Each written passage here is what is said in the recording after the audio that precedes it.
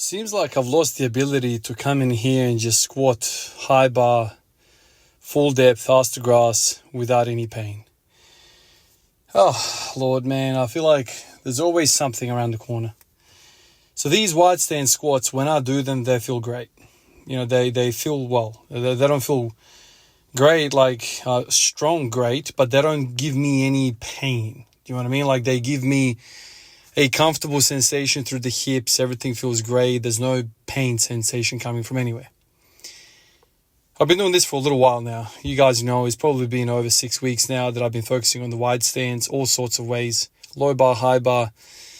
I'm kind of really attacking this wide stance. Yes, it's really wide. Yes, it's not the strongest position, but I want to make the adaptations in my body that are going to say, okay, this is comfortable and I can do this.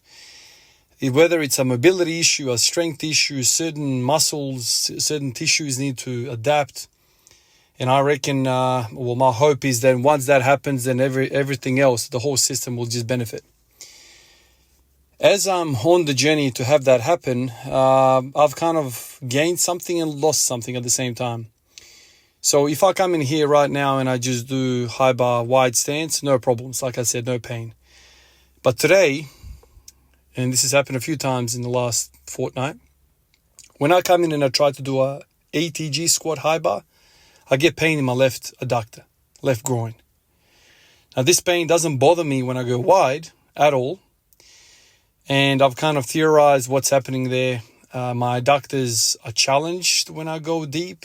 I really feel it in the hole. Really grabs me, sharp sensation to the point where, I can't push. 140 kilos is all I was able to do today. But when I go wide, and a position which I would have always said would be more challenging for the groin, when I go wide, it doesn't hurt at all. At all. So it's not the fact that I'm stretching the adductors wide. It's the fact that I'm stretching the adductors when I go deep. That's the problem right now. So these adductors of mine are getting hammered for both ways. They're getting hammered wide and they're getting hammered deep.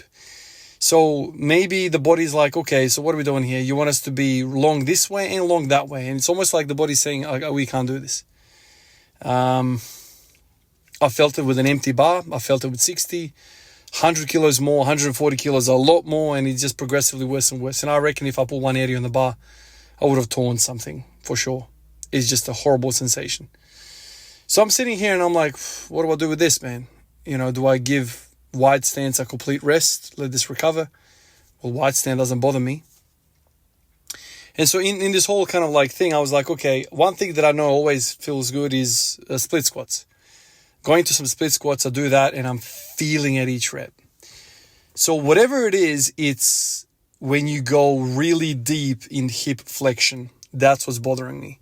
So there must be an adductor there, a fiber there, which gets pissed off when you're going really deep hip flexion, not so much hip abduction or, external rotation. So it's a bit of a mystery right now, but it seems as though I've gained width, but I've lost depth in my hips and my ability to move, which is kind of frustrating. And it's always a moving target. And it's always like, you sit here, you formulate a plan, and then something completely out of the woods comes out and freaking screws you over. I would have never thought this was going to happen. Something about my hips is always pissing me off. It's either like external part of the hip, like glute medius, TFL, or now it's the other side of the hips, which is like the groin. Oh, Lord. And the weird thing is, the very thing that I've introduced into the picture, these wide stand squats, are not causing the pain. Work that out, dude. So the thing that I've done for 5 years is causing me pain as a result of me introducing something different. I don't know, man. I just don't know. These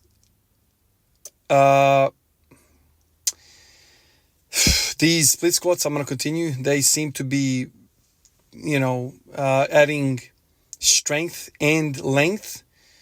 I've said that in the past. So maybe I'm going to warm up with them every single day.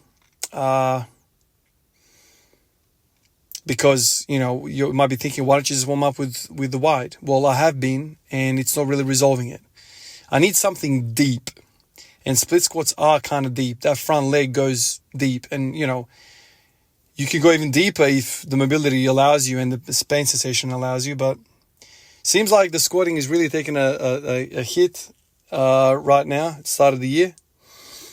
And as a result, I am kind of doing more benching.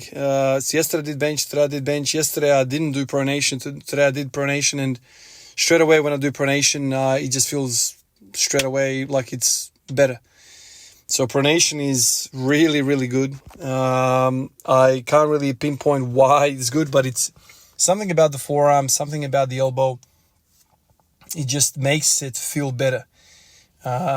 So, you know, previously, this is kind of the recipe that I used to get to I wish it was 152 on the bench.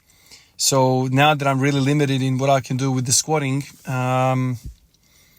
maybe I'll just focus on the bench press a little bit. I've also haven't done leg press or any other accessories. I was really, really hoping to have like a 4-week period of just hardcore wide stance volume without having any other accessories. That's kind of what the plan was. Obviously, I will reintroduce hack squats, leg press, all that stuff. But I just really wanted to focus on that. And it seems as though that, once again, man, I don't really understand it.